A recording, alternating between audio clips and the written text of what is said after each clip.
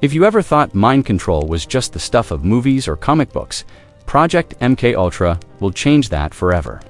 This wasn't fiction, it wasn't rumor, and it wasn't buried in some secret government vault because the truth eventually came out. What the CIA did under the name MKUltra was one of the darkest, most disturbing experiments ever conducted on human beings in modern history. Between the early 1950s and the 1970s, the agency poured millions of dollars into research designed to do one thing: control the human mind. Not just influence it, not persuade it, control it completely. It started during the height of the Cold War, when paranoia defined every decision. The United States government was terrified that the Soviets and Chinese had found ways to brainwash soldiers or prisoners of war. There were reports that captured American soldiers in Korea were suddenly confessing to crimes they never committed.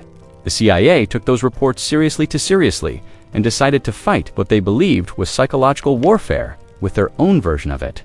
In 1953, CIA Director Allen Dulles signed off on MKUltra, giving their unlimited authority to a chemist named Sidney Gottlieb. He was known as the Black Sorcerer of the agency. His mission was to find a way to break a person's mind and rebuild it from scratch. To do that, the CIA turned to LSD. At the time, LSD was a relatively new discovery, a colorless, tasteless compound that caused vivid hallucinations. The CIA believed it could be used to destroy someone's sense of reality and make them vulnerable to suggestion. But this was no lab-based thought experiment. They tested it on real people, often without their knowledge or consent. Soldiers, prisoners, psychiatric patients, even random civilians were dosed with LSD in secret. Some were left in isolation for days, trapped in a hallucinatory nightmare with no idea what was happening to them. One of the most horrifying aspects of MKUltra was how random and unregulated it became. The CIA created over 150 sub-projects under the same program. They funded universities, hospitals, and private researchers, many of whom had no idea they were working for the agency. Money was funneled through front organizations, so no one would trace it back to the CIA. What this meant in practice was chaos. People were exposed to electric shocks, forced into hypnosis, deprived of sleep for days, or locked in sensory deprivation chambers. The point was to erase their personality to wipe the slate clean, as Gottlieb put it, then try to insert new commands or identities. In some cases, the CIA even used its own employees as test subjects. They would slip LSD into a drink at a party or during lunch just to see how someone reacted. One experiment turned tragic when a scientist named Frank Olson, who worked for the CIA, was secretly dosed with LSD during a retreat. 9 days later, he was pushed from a 13th floor hotel window in New York City. The official story said suicide, but his family never believed it. Years later, declassified documents suggested that Olson had grown increasingly disturbed by the nature of the experiments and may have been silenced before he could speak out. MKUltra didn't just focus on LSD. The CIA tried to weaponize every possible method of psychological control. They studied hypnosis to see if people could be programmed to carry out acts against their will. They used sensory deprivation to induce hallucinations and breakdowns. They tested electroconvulsive therapy combined with drugs to erase memory. One Canadian psychiatrist, funded by MKUltra money, subjected patients to something he called psychic driving. He would keep them sedated for weeks, play the same recorded messages thousands of times, and attempt to rebuild their minds from the ground up. Many of his patients were permanently brain damaged, losing their identities, memories, and ability to function. None of them had agreed to any of it. What makes MKUltra even more disturbing is how far the agency went to cover its tracks. In 1973, after the Watergate scandal began to unravel, CIA Director Richard Helms ordered all MKUltra files destroyed. He knew that if the details were ever made public, it would cause outrage. But a few boxers survived financial records, reports, and memos that escaped destruction. When these documents were later uncovered, they revealed only fragments of what had happened. Still, even those fragments painted a picture of systematic human experimentation, carried out not by enemy regimes, but by the US government itself. The justification was always national security. In the Cold War mindset, anything could be excused if it gave America an advantage. But when you read the surviving files, it becomes clear that MKUltra had no scientific foundation. There were no real controls, no oversight, and no meaningful results. It was a sprawling, chaotic network of cruelty that left hundreds, maybe thousands of victims with shattered minds and lives. Some participants were institutionalized afterward, never knowing they had been used as human guinea pigs. Others developed lifelong paranoia, depression, or psychosis. What's even more haunting is how close the CIA got to realizing just how fragile the human mind can be under extreme conditions. They discovered that isolation, sleep deprivation, and sensory manipulation could break down a person's sense of self faster than any drug. They found that fear and disorientation were powerful tools. In a twisted way, MKUltra didn't fool it, succeeded in proving that the human mind could be fractured like glass. But they never found a way to put it back together again. The story of MKUltra remained buried until the 1970s, when a series of congressional hearings known as the Church Committee began investigating CIA misconduct. What they uncovered shocked the public. Senators listened to testimony from victims and former agents trying to piece together the true scope of the experiments. The more they learned, the worse it got. MKUltra wasn't an isolated case. It was part of a long history of secret government operations that prioritized control over conscience. Imagine being told years later that the nightmares, hallucinations, or breakdowns you suffered weren't random, that someone in a government office had written your name down on a list and decided to play with your mind in the name of research. That's the kind of horror no monster movie can match. It's not supernatural, it's institutional. And it came from the same people sworn to protect citizens from harm. MKUltra forces a terrifying question. If the government was willing to do this to its own people, what else might it have done and erased from history? What other programs, destroyed or hidden, still lie in the classified corners of the archives? When the Church Committee ended, they never got all the answers. The truth was fragmented, scattered, deliberately erased. Even today, researchers and journalists still uncover pieces of the puzzle. Every new discovery only deepens the sense that MKUltra was just one chapter in a much larger story about power and fear. The legacy of MKUltra didn't just vanish when the files were burned. Its influence lingers in how intelligence agencies think about psychological warfare, propaganda, and interrogation. Some of the same principles using stress, deprivation, and confusion to break prisoners resurfaced decades later in post-9/11's interrogation programs. The methods changed, the names changed, but the logic stayed the same. If you control the mind, you control everything. What makes this history so chilling is how close it sits to everyday life.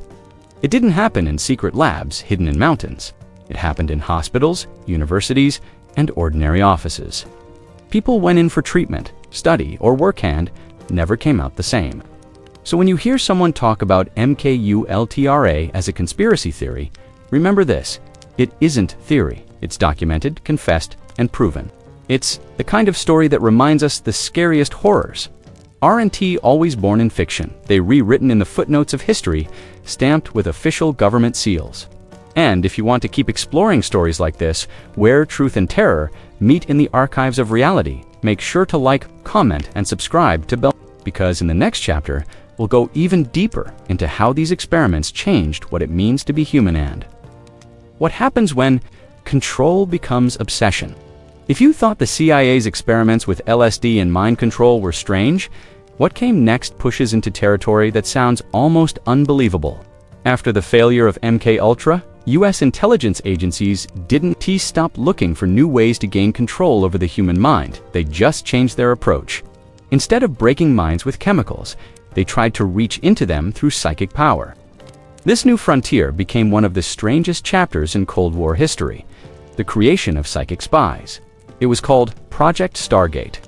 Officially, it began under the Defense Intelligence Agency, DA, in the 1970s and ran all the way into the 1990s. But its origins go back to one simple fear. What if the Soviets were already doing it? In the middle of the Cold War, the US learned that Soviet researchers were spending millions studying parapsychology psychic powers, telekinesis, and extrasensory perception. American intelligence couldn't risk falling behind. The logic was the same that fueled nuclear weapons and space travel. If your enemy might have it, you need it too. The government quietly began pouring money into research that, on paper, sounded more like science fiction than national security. The goal was simple but shocking: find people who could see across vast distances without using their eyes. They called it remote viewing. These so-called remote viewers claimed to describe hidden objects, secret military bases, or even people in other countries, while sitting in a small, sealed room thousands of miles away. The idea sounds absurd now, but it wasn't a small or fringe experiment. Stargate received millions of dollars in government funding, and the project operated under complete secrecy for more than 2 decades. It involved scientists, military officers, and a handful of individuals who genuinely believed they had psychic abilities. The most famous among them was a man named Ingo Swaina, New York artist, who claimed he could mentally perceive distant targets. During one test, Swan allegedly described the rings around Jupiter before NASA officially confirmed their existence. Another participant, Pat Price, was a former police officer who said he could see detailed Soviet installations through his mind's eye. The experiments were conducted at the Stanford Research Institute in California, one of the most respected research facilities in the world. That gave the project a thin layer of legitimacy. But inside those labs, the experiments looked more like something out of a paranormal documentary than a scientific study. A viewer would sit in a quiet room, sometimes with electrodes attached to measure brain activity. They'd be told a random set of geographic coordinates or a sealed envelope containing a target location. Then they'd close their eyes and describe what they saw. The descriptions were often vague: a structure, something metallic, a body of water, but sometimes they matched real details in eerie ways. The CIA and DIA analysts who reviewed the reports were torn. Some believed that coincidences and creative imagination explained everything. Others, however, were convinced that there was something unexplainable happening. And in the world of espionage, even the possibility of a breakthrough was enough to justify continued funding. Over time, Stargate expanded into a network of psychic operations. Some sessions were aimed at finding lost hostages or downed aircraft. In one documented case, a remote viewer claimed to locate a kidnapped general in Italy. Another session focused on a hidden Soviet submarine base in the Arctic, with drawings that allegedly matched satellite images taken later. Each success fueled belief that psychic espionage might actually be real. But the darker side of Stargate wasn't in the results. It was in the human toll. Many participants were treated like tools, not people. Some were told their visions could change the course of history. Others were pressured to perform under military-style testing. Those who failed were dismissed as frauds or mentally unstable. Some remote viewers reported long-term anxiety, paranoia, and psychological burnout. Spending years trying to see things beyond your senses takes a toll, especially when you're under constant government scrutiny. One of the strangest parts of the project was how seriously the intelligence community took it. Briefings on psychic phenomena were given to high-ranking officers and members of Congress. The Project's files show that generals and analysts discussed psychic reports alongside satellite images and field intelligence. At one point, the CIA even considered combining psychic spying with electronic surveillance. The idea was to see if mental images could predict where to point real cameras and sensors. For all its secrecy, Stargate was not entirely hidden from the outside world. Rumors began to leak in the 1980s, fueling public fascination with psychic warfare. It inspired movies, novels, and conspiracy theories. Journalists tried to uncover the truth, but most documents were still classified.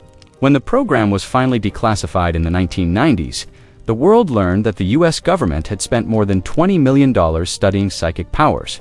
The official reports that followed painted a mixed picture. The government admitted the project had existed, but concluded that psychic information was too unreliable to be useful. Critics argued that the so-called successes were cherry-picked from hundreds of failed sessions. Skeptics pointed out that many of the hits could easily have been coincidence or clever guesswork. Yet some insiders remained convinced that something real had happened, something that couldn't. TB explained by ordinary science. What's unsettling about Project Stargate isn't just that the government studied psychic powers. It's that they did it seriously, with military discipline and scientific structure. They hired respected physicists to measure brainwaves, track heart rates, and analyze psychic drawings as data. This wasn't a fringe experiment done by Dreamers. It was an officially sanctioned intelligence project meant to win the Cold War. But beneath the science and bureaucracy, there was a deep undercurrent of fear. Both the US and Soviet Union were obsessed with control, not just of weapons or technology, but of perception itself. If you could control how people see reality, you could control everything. That same fear had driven MKUltra, and now it was being reborn through a different lens. The experiments were no longer about chemicals, they were about consciousness. Imagine the atmosphere in one of those remote viewing sessions. A dark, silent room. A subject sitting still, eyes closed, trying to describe what they see in another part of the world. Military officers standing nearby, writing down every word. Each sketch, each description could represent life or death intelligence. The pressure was enormous. The line between reality and imagination blurred until no one could tell where one ended and the other began. Some remote viewers later said they genuinely believed they were helping their country. Others admitted they were never sure if what they saw was real or hallucination. But for the DA and CIA, even doubt had value. They cataloged everything, searching for patterns, trying to extract meaning from chaos. It's chilling to realize how deep the government's hellhunger for power went deep enough to chase ghosts through the human mind. By the time the program was shut down in 1995, after nearly 2 decades, the official reason was that it didn't produce reliable results. But by then, hundreds of intelligence reports, sketches, and psychic transcripts had already been filed away in government archives. The Stargate program became a strange hybrid of failure and fascination. A secret war fought not with guns or machines, but with thought itself. And maybe that's what makes it so haunting.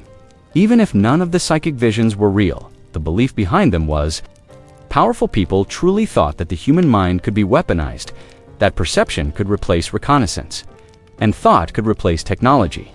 In a world where paranoia ruled, nothing seemed too impossible to try. In the end, Stargate wasn't just an experiment in psychic espionage. It was an experiment in human belief, trust, and desperation. It showed how far fear can push people on, how the line between science and superstition disappears when a nation feels cornered. This was the next stage of the same obsession that created MKUltra, the pursuit of total control over the mind. But instead of drugs and hypnosis, they looked to the unknown, hoping the human brain itself could become the ultimate spy satellite. And even though the files are declassified, the question that haunted everyone involved still lingers: what if, just once, it actually worked? When the Cold War reached its height, the United States government faced a mystery it couldn't shoot down, interrogate, or control. Reports began flooding in from across the country: glowing discs, cigar-shaped crafts, strange lights darting through the night sky. Farmers, pilots, radar operators, even military officers were seeing things that didn't belong there. The panic wasn't coming from fringe believers or science fiction fans. It was coming from trained observers, people who knew the difference between a plane, a planet, and something truly unexplainable. In 1952, the US Air Force decided it could no longer ignore the growing number of UFO sightings. The Cold War was already an era of paranoia and secrecy. Every unidentified object in the sky might be a Soviet weapon or spy aircraft. That fear pushed the government to act, leading to one of the most ambitious investigations in American history, based out of Wright-Patterson Air Force Base in Ohio. Project Blue Book officially ran from 1952 until 1969. During that time, investigators collected and analyzed more than 12,000 UFO reports. Each sighting was logged, cataloged, and examined with military precision. They interviewed witnesses, studied photographs, and compared radar data. At its core, Blue Book was supposed to be a rational scientific search for answers, but from the beginning, it was tangled in secrecy, fear, and the unspoken question everyone wanted answered. Are we alone? The Air Force publicly stated that the project's purpose was to determine whether UFOs posed a threat to national security and whether they could be scientifically explained. But privately, many within the military saw something more urgent. If these objects were advanced Soviet aircraft, America needed to know immediately, and if they weren't Soviet, then the implications were far stranger. The early years of Blue Book were chaotic. Sightings poured in faster than they could process them. Entire towns reported glowing lights hovering silently overhead. Fighter pilots chased mysterious objects that outmaneuvered their jets. In one famous case, radar operators at multiple stations tracked an unknown object moving at impossible speeds over Washington, D.C. It appeared, disappeared, and then reappeared again on multiple screens. Newspapers called it the Washington Flap, and panic spread so fast that the Air Force held a national press conference to calm the public. Behind closed doors, the investigators were just as unsettled. Some of them were true believers. Others were skeptics determined to debunk everything. One of the key figures in Blue Book was astronomer J. Allen Hynek, who started as a skeptic. He was hired to explain sightings using science to find logical explanations like stars, weather balloons, or aircraft. But over the years, Hynek began to change his mind. The deeper he went into the reports, the harder it became to dismiss them all. There were too many credible witnesses, too many radar confirmations, too many patterns that didn't fit ordinary explanations. Blue Book's files reveal that a small but persistent percentage of cases remained completely unexplained. Even after years of investigation, roughly 700 reports, about 6% of the total, had no known cause. These weren't vague stories from casual witnesses. They came from trained military pilots, radar specialists, and air traffic controllers, people whose lives depended on accurate observation. One of the most striking examples came from 1957, when multiple military radar stations in Texas tracked glowing objects that accelerated faster than any known aircraft. At the same time, pilots in the area reported seeing bright disks moving at impossible speeds. The Air Force classified it as unexplained. Another came from 1964, when a police officer named Lonnie Zamora reported a metallic object landing in the desert near Socorro, New Mexico. He saw two small figures near the craft before it took off with a loud roar, leaving scorched marks in the sand. Investigators examined the scene and couldn't find any evidence of a hoax. Cases like these caused serious unease within the military. If these weren't hoaxes, whether phenomena or foreign aircraft, then what were they? Yet, at the same time, the Air Force was under immense pressure to keep the public calm. UFO hysteria could cause panic, and panic could disrupt national security. So, while investigators quietly documented the strange, the official public stance remained skeptical. The government began releasing carefully worded statements, emphasizing that no UFOs had ever been confirmed as extraterrestrial or as a national threat. Behind that calm language, however, the Air Force continued its work. Teams traveled to crash sites, analyzed metallic debris, and interrogated witnesses under oath. Sometimes the results were mundane: a misidentified planet, an experimental aircraft, or atmospheric phenomena. But other times, the data simply didn't fit. What's chilling is how much effort went into explaining things away. Declassified memos show that officials often downplayed sightings to prevent public fear. There are even documents where officers discuss using the media to steer public opinion. They didn't just want to study the phenomenon, they wanted to control the narrative around it. The obsession with secrecy also created a breeding ground for conspiracy. Every classified report, every blacked-out paragraph, and every photograph withheld from the public made the mystery grow larger. Even military pilots who filed reports were told to stay silent. Some claimed they were warned that talking about UFOs could end their careers. The result was a strange duality. Publicly, the government dismissed UFOs as harmless nonsense. Privately, it kept funding investigations into them. By the late 1960s, public interest had reached a boiling point. UFO sightings were now part of popular culture, appearing in newspapers, films, and even political debates. In response to public pressure, the Air Force commissioned an independent review known as the Condon Report, led by the University of Colorado, after 2 years of study. The Condon Committee concluded that UFOs posed no threat and that further study was unlikely to yield useful results. That gave the Air Force an excuse to shut down Project Blue Book in 1969. Officially, the message was clear. There was nothing to see, but the truth was more complicated. While Blue Book ended, UFO research inside the government didn't. Intelligence agencies continued to monitor sightings under new names and classifications. Later, it would be revealed that the Pentagon had quietly funded a new program called the Advanced Aerospace Threat Identification Program, AATIP, in the 2000s, studying the same kinds of incidents. Even today, under a new label, UAPs, or unidentified aerial phenomena, the U.S. government still tracks these encounters. Looking back at Project Blue Book, it's easy to see two conflicting forces at work. On one side, there was genuine scientific curiosity, the desire to understand what people were seeing. On the other, there was fear of panic, fear of the unknown, and fear of losing control over the story. That combination produced a project that was both groundbreaking and deeply flawed. To understand the mindset of the era, imagine being a radar operator in the 1950s. You're watching your screen late at night when a bright dot appears out of nowhere, moving at speeds beyond anything you've seen. You call it in, but your superiors tell you it must be a glitch. You check again, it's still there, moving in impossible ways.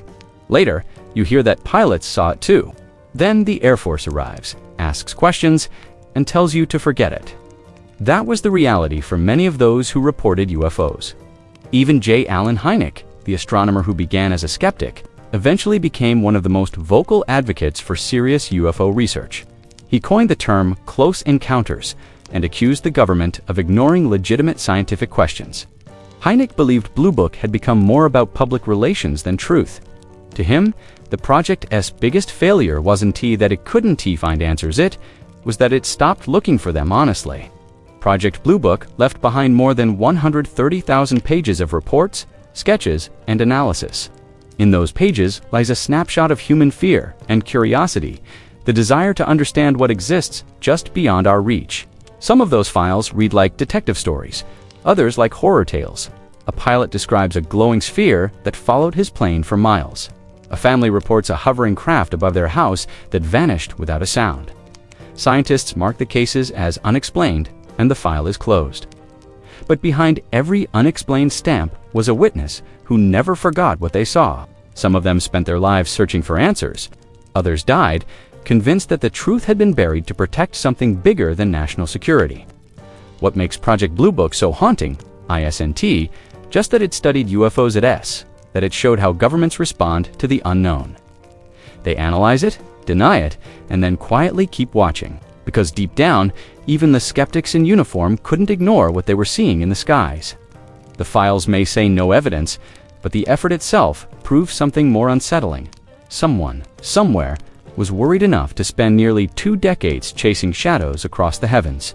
And in that pursuit, the line between science and secrecy disappeared just as it had with MKUltra and Stargate. The US government wasn't only looking for enemies on Earth, it was starting to wonder what might be watching from above. In the 1950s, the CIA found a chemical that they believed could unlock the human mind or destroy it. It was a colorless, odorless compound known as lysergic acid, diethylamide, or LSD. To the agency, it was more than a drug, it was a weapon. LSD could alter perception, erase memories, and make a person's sense of reality collapse. If it could do that to a normal citizen, the CIA wondered, what could it do in the hands of an interrogator? What if a drop of this liquid could make an enemy confess or even turn a loyal man into an obedient puppet? That question became the foundation of the most infamous part of Project MKUltra, the government's secret program of chemical and psychological experiments on humans. At its core was one terrifying goal: to break and rebuild the human mind. And LSD was their tool of choice. The CIA began experimenting with the drug around 1953, just after they got their hands on it from the Swiss company Sandoz. At that time, LSD was almost unknown to the public. It wasn't illegal, and even many scientists had no idea what it could do. The agency saw a unique opportunity, a substance that could completely change how a person thought, felt, and behaved. They believed it might help them erase memories, control emotions, or even plant new ideas inside someone's head. The idea came from fear. During the Korean War, American prisoners of war were shown on television denouncing the US government and praising communism. Intelligence officers back home panicked. They believed these soldiers had been brainwashed by the enemy, and they wanted to know how to do it themselves. So, the CIA's response was to create its own brainwashing programs, something that could control not just actions, but thoughts. LSD seemed like the perfect way to begin. The first experiments started small. The CIA gave LSD to volunteers, including agency employees, military personnel, and scientists. Some knew what they were taking, most did not. In one shocking example, agents secretly dosed each other's drinks during office parties just to see what would happen. What happened was chaos. People panicked, hallucinated, and in some cases suffered complete mental breakdowns. But that was just the beginning. The agency soon realized they needed to test LSD on civilians, people who had no connection to the government and no idea what was happening to them. To do this, they created front organizations' fake research programs and hospitals to disguise their true purpose. These institutions claimed to study mental health, addiction, or stress, but behind the walls, doctors and CIA operatives were experimenting with mind control. One of the most disturbing figures involved was Dr. Sidney Gottlieb, the chemist who ran MKUltra. He was often called the black sorcerer within the agency because of his willingness to test anything, no matter how dangerous, if it might lead to psychological control. Under his direction, LSD was given to prisoners, mental patients, and even homeless people, anyone who could be used without raising suspicion. The victims never signed consent forms. Most didn't even know they were part of an experiment. One of the most infamous subprojects was run through safe houses in San Francisco and New York, codenamed Operation Midnight Climax. CIA operatives rented apartments and hired sex workers to lure men inside. The women, paid by the agency, gave the men LSD-laced drinks, while agents watched from behind one-way mirrors. The goal was to see how the drug affected behavior, whether people could be manipulated under its influence, and how far they could be pushed without realizing it. What happened inside those rooms was often terrifying. Subjects became paranoid, violent, or hysterical. Some were left in that state for days, with agents observing their breakdowns as data. In some cases, the people who were drugged were never the same again. Their lives fell apart afterward, relationships ended, jobs were lost, and mental illness followed. None of them knew why. One of the darkest episodes tied to the program involved Dr. Frank Olson, a scientist working with the U.S. Army's Biological Warfare Division. In 1953, Olson attended a retreat where CIA officers secretly dosed him with LSD without his consent. Days later, he began suffering from paranoia and hallucinations. His colleagues reported that he said he was losing his mind. 9 days after the dose, Olson Falor was pushed from a 10th-floor window of a New York hotel. The official report called it suicide. But years later, his family uncovered evidence suggesting that he may have been murdered to keep the LSD experiments secret. The government didn't just stop at drugging individuals. MKUltra operated through a network of hospitals, universities, and research centers across the United States and Canada. Many respected institutions unknowingly took CIA funding to carry out experiments involving LSD, hypnosis, and electroshock therapy. In Canada, at the Allen Memorial Institute in Montreal, psychiatrist Dr. Ewan Cameron subjected patients to what he called psychic driving. He gave them massive doses of LSD, put them into chemically induced comas for weeks, and played recorded messages over and over to reprogram their minds. The patients were not criminals or spies. They were ordinary people seeking treatment for anxiety or depression. Many left the hospital with destroyed memories and permanent cognitive damage. The documents, declassified decades later, read like horror fiction. Reports described people kept awake for days, given LSD repeatedly, until they lost their grip on reality. Some subjects were confined in padded rooms under bright lights, their food and sleep restricted. Others were hypnotized and given contradictory commands to see how far their sense of identity could be shattered. The experiments weren't designed to help people. They were designed to see how far the human mind could be broken. What's most disturbing is that many of these actions were done without oversight. The CIA operated in near total secrecy, hiding its activities even from other branches of government. There were no ethics committees, no informed consent, and no accountability. When doctors raised concerns, they were often ignored or threatened. The few who spoke out were dismissed as paranoid or unpatriotic. Over time, the agency realized that LSD wasn't the magic weapon they had hoped for.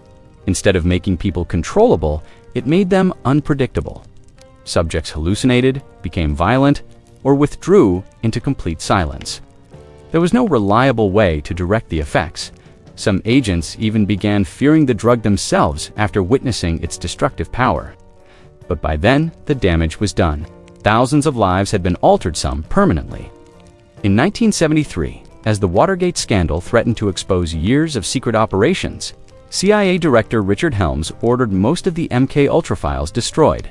He wanted every trace of the experiments erased, but not everything vanished. About 20,000 documents survived by accident because they were stored in a different location. When they were later declassified, they revealed just how far the program had gone. The public learned that the CIA had dosed entire groups of people without consent, conducted experiments that led to death, and lied about it for decades.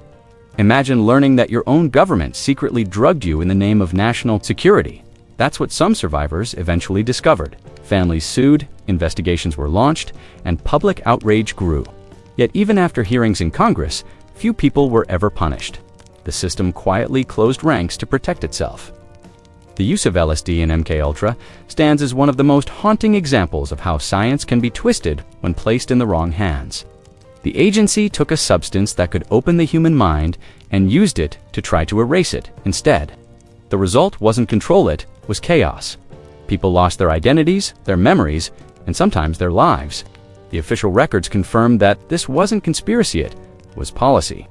And the most frightening part is that no one truly knows how many people were affected. The files that survived are incomplete. Names are redacted. Records vanish mid-sentence.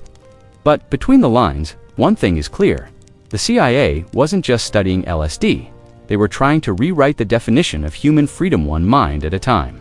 When you read those reports now, decades later, the question that echoes isn't scientific, it's moral. How far will a government go when it decides its people are experiments? In the quiet language of those declassified pages, filled with dosage logs and behavioral notes, the answer is written in every ruined life. Too far? When you look through the declassified files, real documents, stamped top secret and hidden for decades, it's hard not to feel a chill crawl up your spine. Because the stories of MK, Ultra, Stargate, and Blue Book are not rumors whispered in dark corners of the internet. They are official. The pages exist. The memos were written. The signatures are real. The people involved weren't shadowy figures from conspiracy forums. They were scientists, doctors, generals, and intelligence officers working with full government funding and authority. That's what makes these stories so horrifying. They don't belong to fiction. They belong to history. Inside those archives, there are pages describing behavioral modification through chemical means, lists of test subjects identified only by numbers, and cold summaries of results that end with phrases like subject unresponsive or terminated. They're records of drugs being administered, of psychological torture disguised as experiments, and of entire departments devoted to understanding how far a human being could be pushed before the mind breaks. Every line reads like something that should never have been real, but it was. Take Project MKUltra, the CIA's search for a way to control the human mind. It spanned universities, prisons, and hospitals across the US and Canada. The documents show how far the agency went, how they drugged civilians without consent, and how they destroyed lives in the pursuit of power. These weren't isolated incidents. They were part of a coordinated effort authorized at the highest levels and buried so deep that only fragments survived the destruction of files in 1973. The surviving records show the kind of meticulous detail that only bureaucracy could produce. Schedules, dosage tables, subject reactions, and final notes stating further experimentation recommended. To the agency, it wasn't a moral crisis, it was data collection. Then came Project Stargate, an operation that sounds like science fiction, yet its existence is written in official Defense Intelligence Agency memos. The government actually hired psychics to spy on enemies. The reports contain transcripts of remote viewing sessions where supposed clairvoyants were asked to describe secret Soviet facilities from thousands of miles away. One document records a psychic describing a large metal sphere in a location that turned out to be a missile silo. Whether coincidence or not, the fact that it was taken seriously by the government and funded for over 2 decades is undeniable. Even Project Blue Book, often dismissed as UFO fantasy, was a fully operational investigation run by the U.S. Air Force from 1952 to 1969. The archives show that 12,618 UFO reports were officially logged. About 701 of those remain unexplained to this day. These weren't random stories told by farmers in empty fields. They came from military pilots, radar operators, and police officers. The records include technical drawings, witness statements, and flight pattern analyses. The government wasn't chasing ghost stories, it was tracking something it couldn't explain. What all 3 projects have in common is that they expose a deep, uncomfortable truth about power. When institutions are given unlimited secrecy, they begin to play God. In the files, you can see the language of detachment phrases like psychological stressors, subject conditioning, and behavioral outcome manipulation. Behind those terms were real people, real minds, and real suffering. The scientists didn't write "we drove a man insane today." They wrote "subject exhibited adverse cognitive response." That's how horror hides in paperwork hit, disguises cruelty as research. One of the most disturbing things about these archives is the tone. They read like routine office reports. In a memo from the MKUltra files, an agent writes casually about experimenting with LSD on individuals of marginal status. That phrase, marginal status, refers to prisoners, mental patients, and people who wouldn't be missed if they vanished. The reports rarely show guilt or reflection. They show efficiency, schedules, data points. In their language, you can see how easily morality disappears when curiosity is given no limits. One of the most disturbing things about these archives is the tone. They read like routine office reports. In a memo from the MKUltra files, an agent writes casually about experimenting with LSD on individuals of marginal status. That phrase, marginal status, refers to prisoners, mental patients, and people who wouldn't be missed if they vanished. The reports rarely show guilt or reflection. They show efficiency, schedules, data points. In their language, you can see how easily morality disappears when curiosity is given no limits. The more you read, the more one thing becomes clear. These weren't rogue operations. They were officially sanctioned. They had budgets, hierarchies, and oversight committees. And yet, their purpose was to explore things that most ethical scientists wouldn't dare approach. How do you erase memory? How do you force obedience? Can consciousness be weaponized? The documents show that the US government not only asked those questions, they tried to answer them. For example, a 1955 MKUltra memo lists over 140 research subprojects, among them use of biological agents, hypnosis and psychotropic conditioning, and electronic stimulation of the brain. Each line represents months, sometimes years, of real experimentation. Another file describes an attempt to create a truth serum by mixing LSD with barbiturates to lower inhibitions. Others describe sensory deprivation tanks, where subjects were left floating in silence for hours, sometimes days, to see how the brain responded. Many came out hallucinating, their sense of reality shattered. These aren't conspiracy theories, they're line items in a budget. When these files were declassified, journalists and researchers began piecing the story together. What they found was worse than any rumor. The truth was bureaucratic horror pain and madness reduced to spreadsheets.